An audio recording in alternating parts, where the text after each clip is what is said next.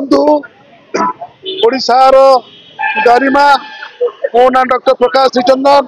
ओडिशा राज्य पाइका आखड़ा महासंघर सभापति आम बक्सी जगबंधु पाइकर सेनापति थिले पुरी राजांकर से सेनापति काम करी जो पाइक सैन्य बाहिनी ओडिशा रे जागरण करथिले सेतेबेले पराजित ब्रिटिश मानकर नेतृत्व रे से एपरी लड़ाई संग्राम करथिले सारा ओडिशा रे कोणे कोणे सबु जाति धर्मर लोकंकर नेतृत्व रे ओडिशा रे जागरण सृष्टि हला ब्रिटिश माने किमिति आम राज्य पलायन करिवे ब्रिटिश राज ए देश लोप पाइब सारा भारत वर्ष चारिआडे जो ब्रिटिश राज चलला से पाइक सैन्य नेतृत्व में बक्सी जगबंधु चारिआडे जागृत सृष्टि कले हम किसी से कम नहीं हम करके देखेंगे दुनिया देखेंगे ये देश का माटी ये ओडिशा का माटी ओडिशा अस्मिता को आगे नापी पाइक बाहिनी जो जागरण सृष्टि कला सारा ओडिशा अपमान है सबू जातिर लोक गली कंदी ठार आरंभ कर जंगल पर्यंत ब्रिटिश मान को मारधर करी ठेंगारे बाड़े एपरी से परास्त कले ब्रिटिश आतंकित हो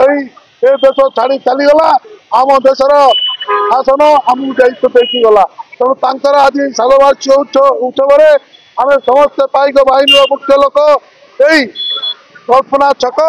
म्यूजियम सामने एक पाइक बाहिनी मुख्य लोक माने एवं आमर बक्सी जगबंधुकर मूर्ति रे आमे समस्त एकाठी हई जागरण सृष्टि कलु जे आम महान विप्लवी पाइक सरदार एवं पाइकर सेनापति बक्सी जगबंधु अमर राय धन्यवाद।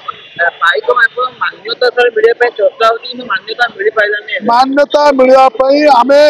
बहु बार आलोचना चक्र होती बहु डिस्कसन होती आमर धर्मेंद्र प्रधान नेतृत्व में वर्तमान 90 कोटी टंका प्रदान कर बरुणई पाइक स्मारक चली धन्यवाद बीजेपी सरकार को एवं धर्मेंद्र प्रधान को आम राज्यर बीजेपी सरकार भल काम करने आमर आशा विश्वास विशिष्ट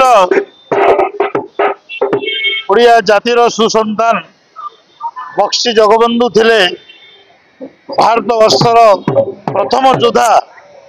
जे कि 1817 मसीहार पाइक विद्रोहर कर्णधार थिले बक्सी जगबंधु नेतृत्व में 1817 मसीह